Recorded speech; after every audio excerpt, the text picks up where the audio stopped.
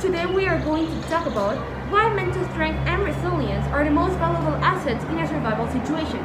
Each of us chose a quote that we're going to talk about and explain. Okay, so for starters, we're going to start with the seventh man, which is the short text we all read for class. This quote is right at the end of the story, and it goes, "I stopped having my terrible nightmares. I no longer wake up screaming in the middle of the night." Well, as I said before, this quote is right at the very end of the story, after the seventh man realizes that the wave is not going to kill him, which is like the biggest step towards like healing mentally from the trauma.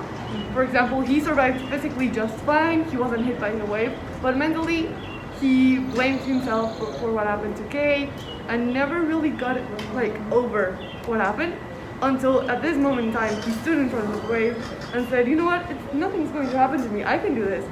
And he made it out alive, and now he's not traumatized. I love that, that's amazing. Okay, now, second quote. Yeah. So the second quote is by Nelson Mandela. So it goes as follows. Part of being an optimist is keeping one's head pointed towards the sun, one's feet moving forward. There were many dark moments when my faith in humanity was sorely tested, but could not give up to spare. By Nelson Mandela. So Nelson Mandela was the first black president in South Africa from 1994 to 1999. He was a social rights activist, politician, and philanthropist.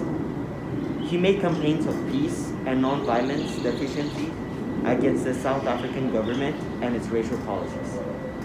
So he opposed the political laws which were introduced in 1948 by the National Party, which was an all-white government, which did not allow any racial equality amongst people. He was imprisoned by 27 years for fighting for freedom. Nelson Mandela refused to give up the struggle or give in to hate.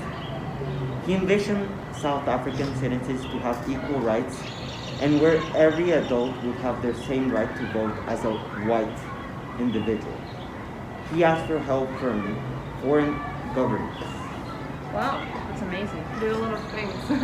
Yeah. More than I could hope to achieve. Now my quote, I took a less historical approach maybe. This quote is from the lyrics of a musical called Hamilton. There would have been nothing left to do for someone less astute. This quote talks about Alexander Hamilton, one of the many men that worked besides Washington in order to lead the USA to revolution. But this is one of the most important quotes, at least in my opinion, because this man went through a lot. He had a difficult life. For example, at first, a hurricane destroyed his hometown. Then his father left when he was 10. 2 years later, his mother died.